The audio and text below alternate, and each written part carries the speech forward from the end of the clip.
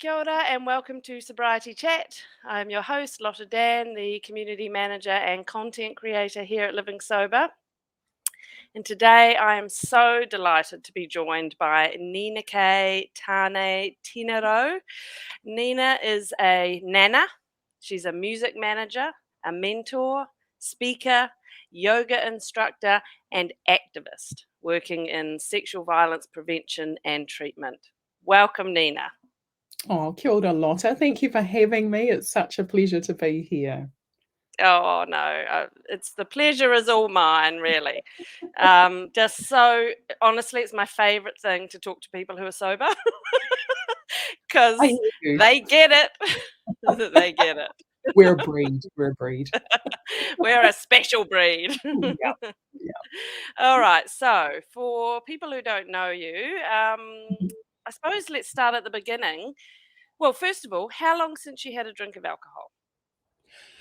Well, I say I'm 21 years sober, which is true. However, if we talk about when I had a drink, I did have when I did kapahaka before we went on the stage at the regional competition. We all had a little shot of port, so that happened, and I did have a little relapse probably about 10 years ago. I had like a couple of vodka cruises or something, but I don't consider those as impacting on my journey. So I say I'm 21 years sober. Awesome. I love that. And, that's something that comes up quite a lot in our community where people have a little lapse or accidentally pick up what they thought was tonic and it was vodka tonic in a bar. And they say, does that mean I've lost my count? And we always say, you do what works for you. This is personal, whatever keeps you moving forward, right? Exactly, and that's exactly it. Yeah.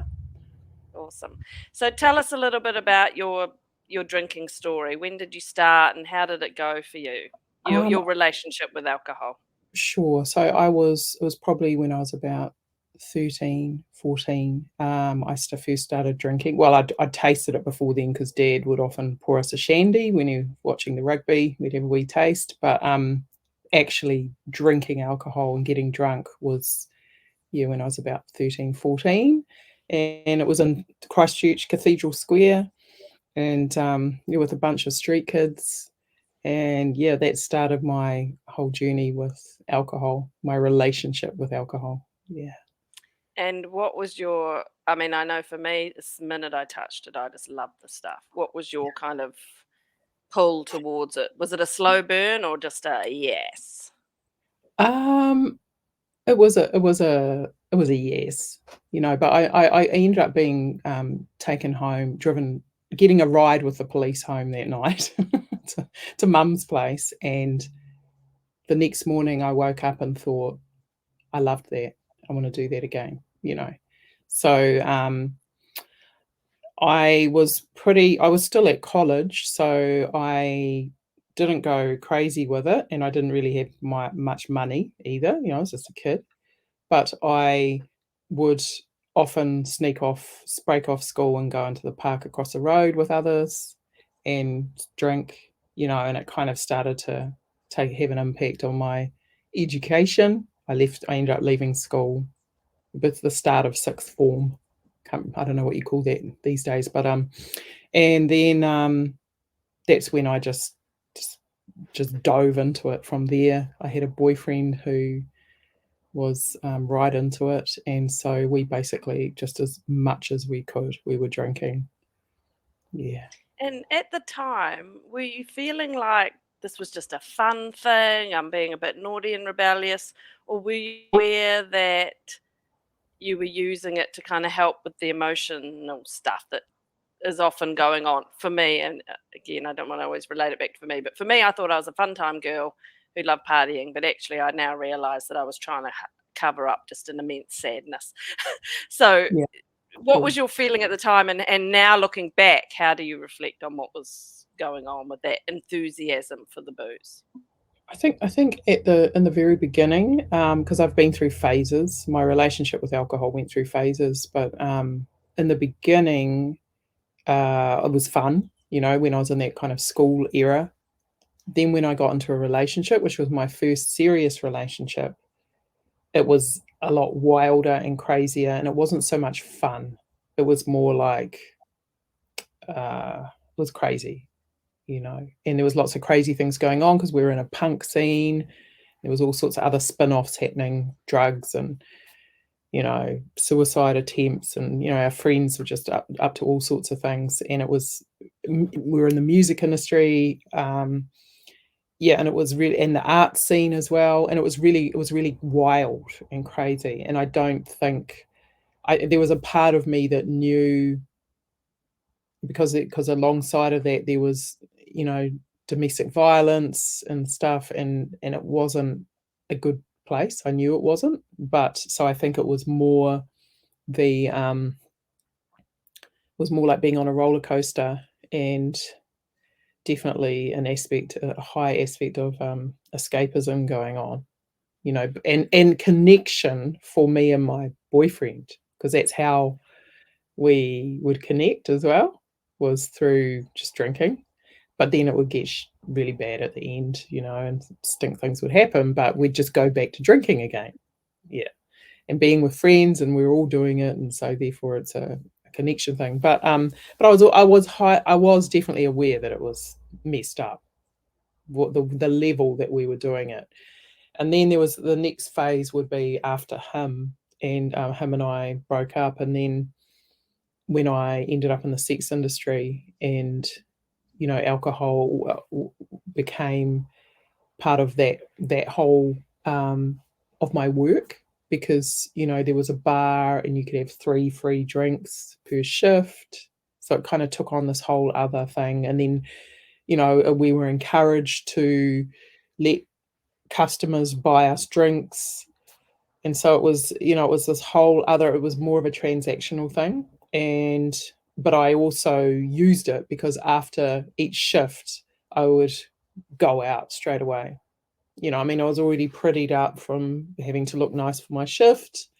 I'm like, well, I might as well go out on the town and just drink and end up in, all sorts of parties and underground clubs and dodgy venues, and any venue that was still open till sunrise, you would find me at.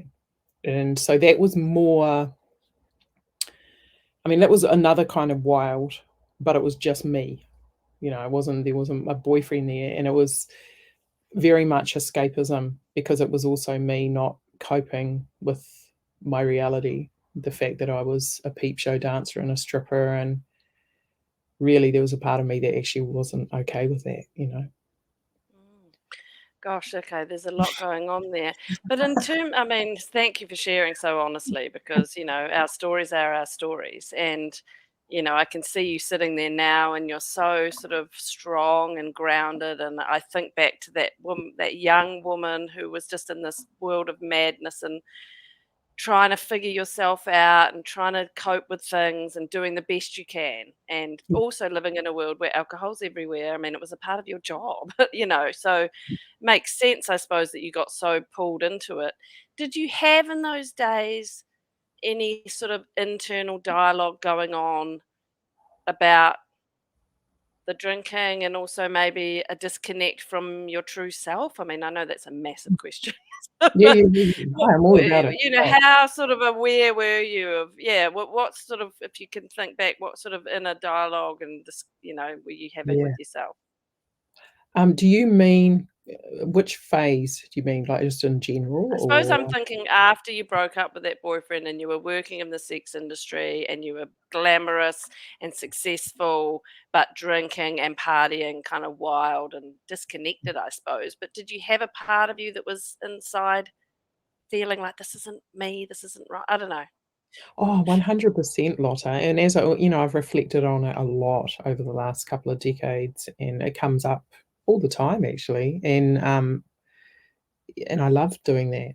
I love to reflect on it, because I reflect on how, often I'd wake up and I just had no idea where I was, no idea who I was with, no idea where I'd been, what I'd been doing, just total blackouts. And in those moments, no, despite that might still be a little bit drunk or, incredibly hungover, but there was always this little voice that went, holy crap, what this is not what I know that there's something better for me, but for now, this is it.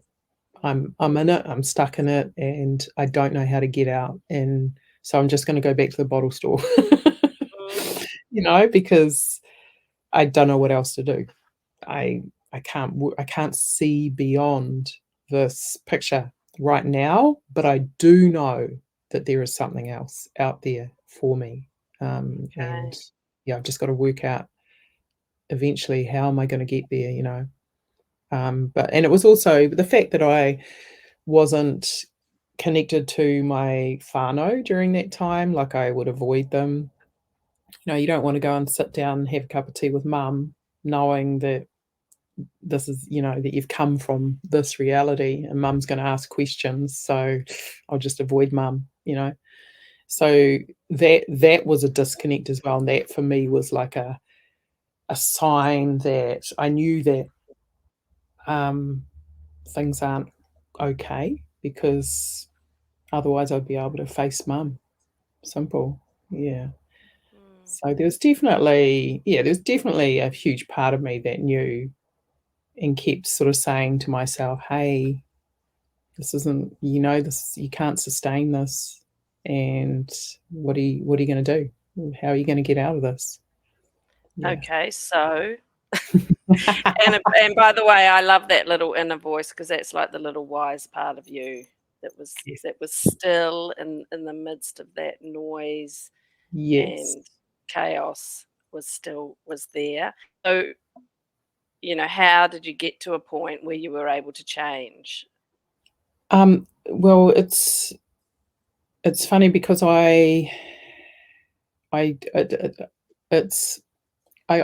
refer to it like a calling, because basically it got so bad, I was adding drugs on top of it, and I was finding myself, like in the boss's car, the strip club owner's car, going places that I didn't want to go, and him trying to do things to me that I didn't want him to do.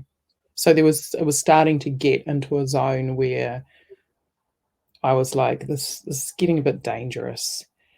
And all of a sudden, I kind of got like this calling to go and visit my grandfather, who I'd never really known, but this is my father's father, who, because we're from down the Waitomo caves, and so he lived down there, and there was just, we didn't grow up around our whānau, but there was something in me that urged me to go and visit him. And that was actually a really big deal, because of the fact that I knew that I was a complete mess, because of the fact that I didn't really know my whānau, because of the fact that I was so committed to my job, I'd turn up every night, and I was so committed to my relationship with alcohol and drugs, and so for me to kind of go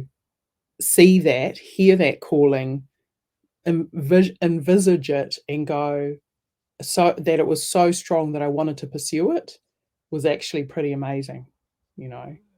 Like, it snapped me out of this rut that I was in, and before you knew it, I was on a bus. I can't remember if I hitchhiked on it or whether I actually organized it. I have no idea.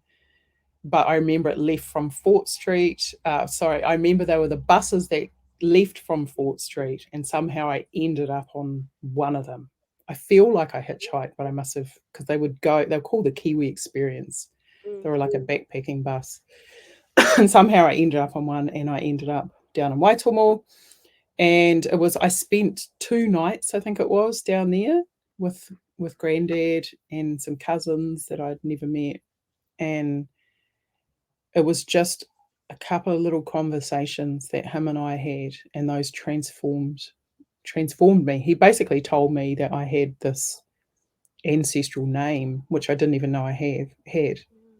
And the name was Hinerangi. and that was an ancestor from Te Aroha. And he told me the story of her trials, her tribulations, her journey from before she was even born. She had this destined journey that was mapped out for her. And so when she was born, she kind of grew up knowing that that was her pathway and that she had to pursue it when she was of age, when the time was right. So she pursued that pathway. And essentially, it's a story about deep love, love for your people, love for the well-being of your people and the relationship that your people have with others. So it was a very profound story that he told me, and it was enough to make me go, I think I'm her. I think I'm actually her.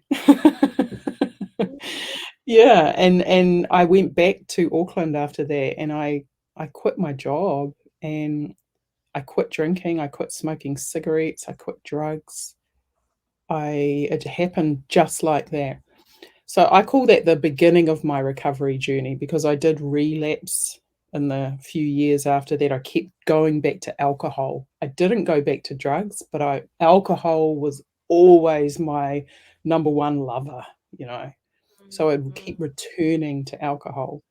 But that was the catalyst that I that put me onto this pathway that I've been on for the almost 22 years now of recovery and sobriety. Yeah. And what you're talking about there is culture and reconnecting in with your culture. And you're a Māori in Wahine, you live in New Zealand, which is Eurocentric, right? We have the country's based on European models. There's a lot of Pākehā like me around.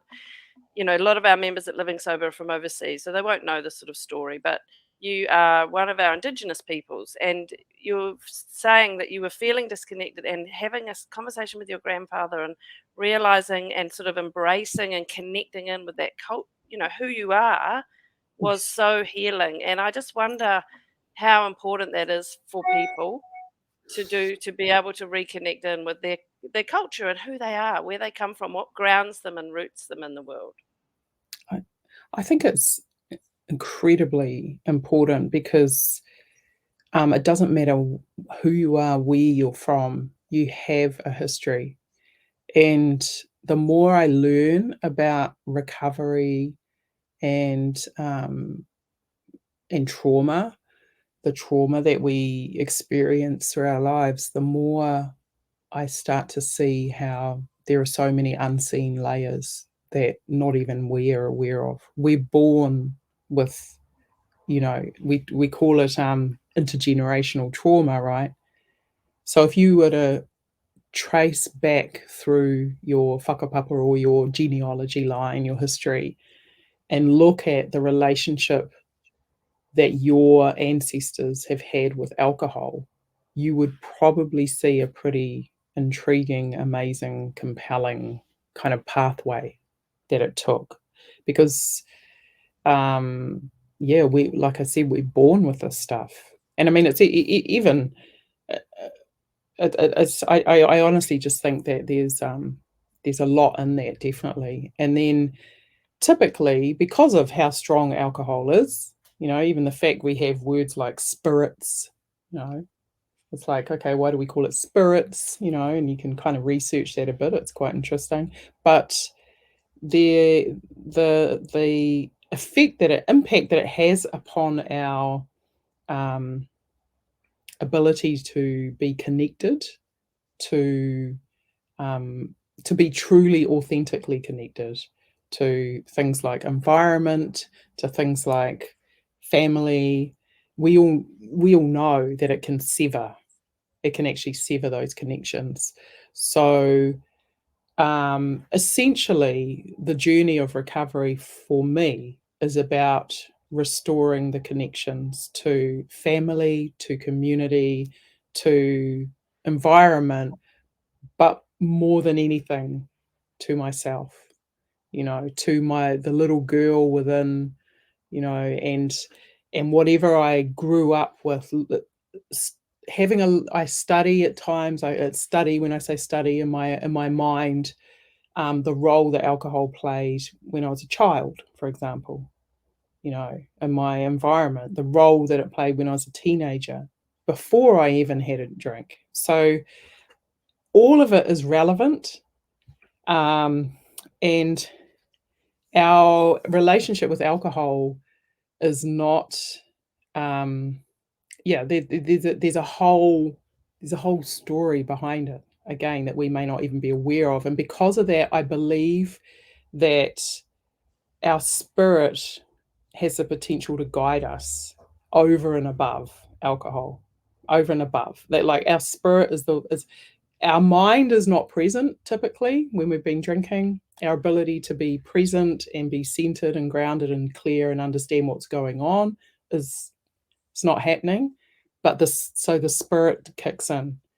The spirit always knows. Our spirit always knows what's going on. And so I think that when I got that calling, it was actually a really good reminder to me that my spirit protects me, and my spirit is communicating with me. There is a relationship there with my spirit that I need to develop, because my spirit took care of me. So, and that's what I've done ever since. And so, yeah, every day I'm having conversations with my spirit.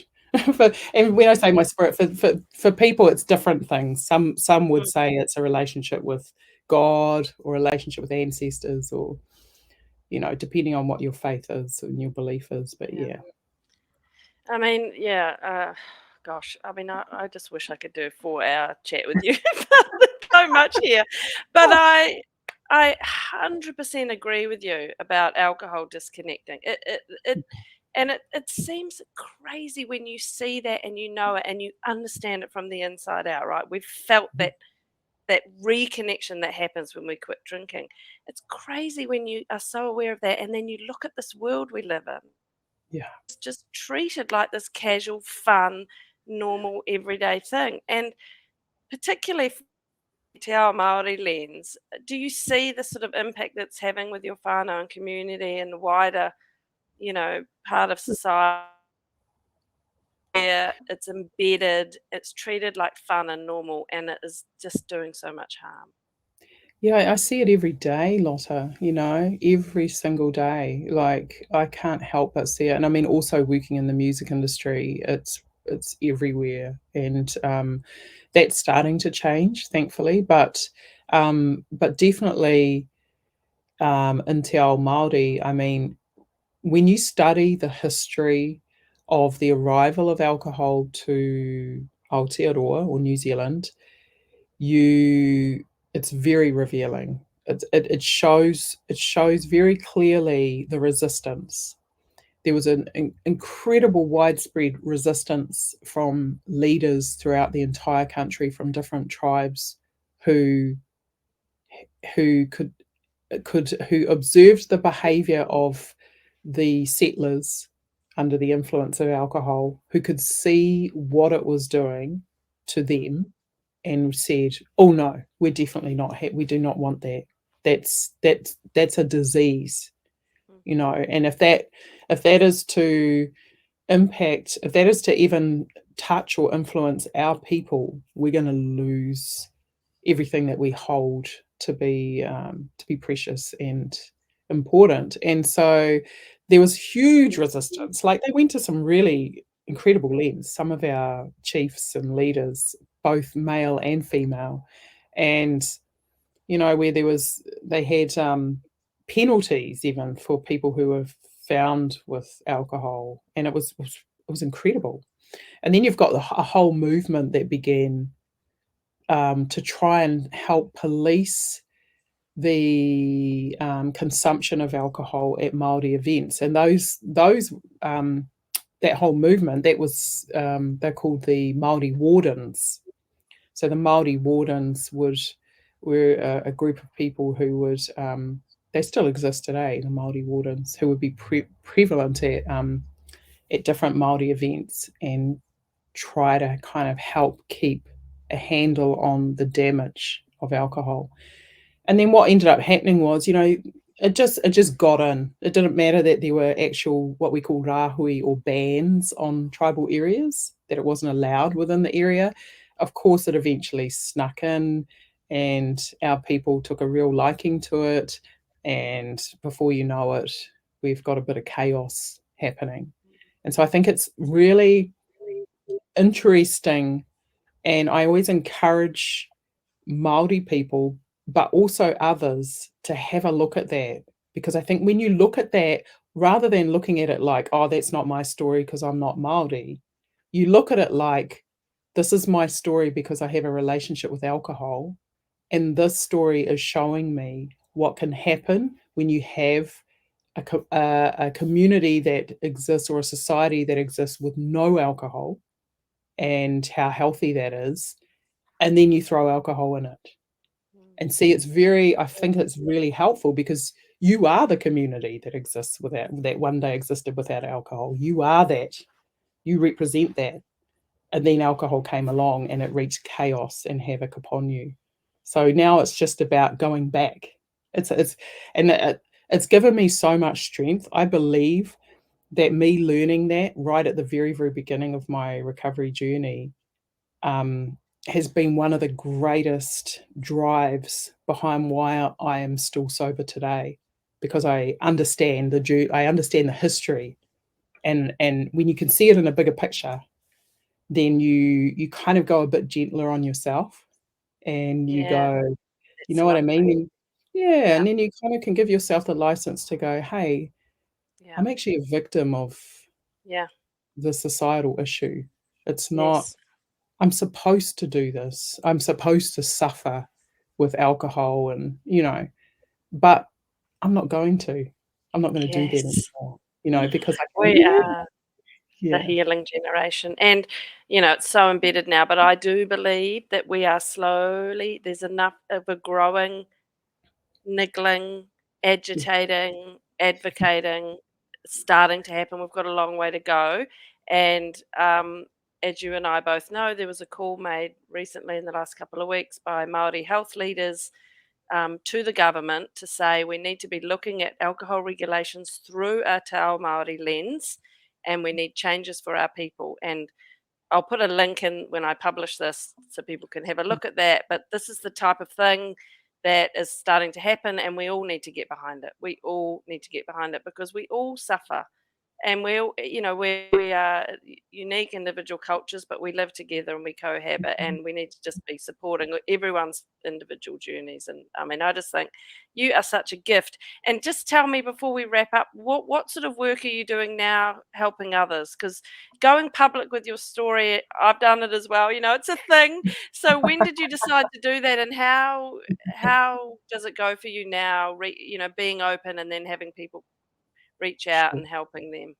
Yeah. Well, I think I went public about 5 years ago, maybe 6 years ago. I started coming out on social media. I already had a bit of a following because I was a yoga instructor and a Zumba instructor, and I did a lot of health and lifestyle stuff. So, but then something actually occurred in my life. There was a kind of a bit of a public thing about me, and the information was incorrect. It said, it kind of alluded to me being a prostitute, which I wasn't. Not that I'm judging prostitutes at all, but it was not my truth. It alluded to me having been a junkie, which I wasn't. Once again, not judging that either, but it wasn't the truth. And so there was all this kind of twisted stuff about me. So I basically came out on social media and said, you know what? This is who I am. I've been a peep show dancer. I've been a stripper. These are the places I worked in these years. Here's some photos of them. Here's some photos of me doing my work, like Right, I took owning your control. truth. Yeah, I Yeah, owned my truth. I just thought I will not tolerate somebody mm, else telling my story for me, because I have 3 children and a grandson, and they need to know the truth of who I am, and I'm not afraid of that, and I'm not ashamed of that. And then I shared about my journey, because most of my community had no idea that I was in recovery.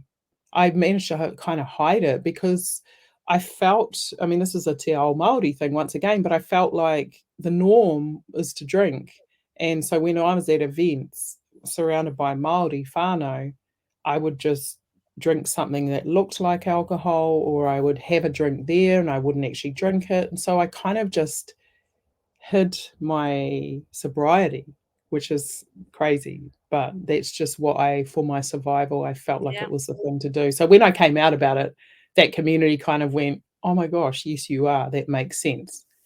Because at the end of the night, I'm still sober and I can still drive people, and they're like, "Oh, wow." But, yeah, I didn't want people to feel, like I thought I Yeah, was better than them or I anything like that. know. It's 'Cause it's complicated, isn't it? yeah, it's not about that. So anyways, I'm not sure if that really answers the question that you asked me. Sorry, Lotta, I think I've almost Well, forgot. I suppose you don't even need to answer it because the bit of it which was about helping others, I think even just by being honest, taking ownership Yeah, of your own narrative, talking as you do from a place of truth, but also great knowledge, and is as I said a real gift. And so I just thank want to you. thank you so much for coming on and doing this chat with me. And I would My love to pleasure. have you again or anything Oh, let's yeah. stay connected because Yeah, you're just absolutely. great. Thanks. Yeah, no, well, thank you for having me, and thank you for providing this platform, it's just fantastic. We need it, and really appreciate what you're doing and appreciate the light that you're shining on this Oh, aspect of well-being. So thanks, Lotta. kia ora and ngā mihi to you. Ngā mihi. Cheers. Ka kite.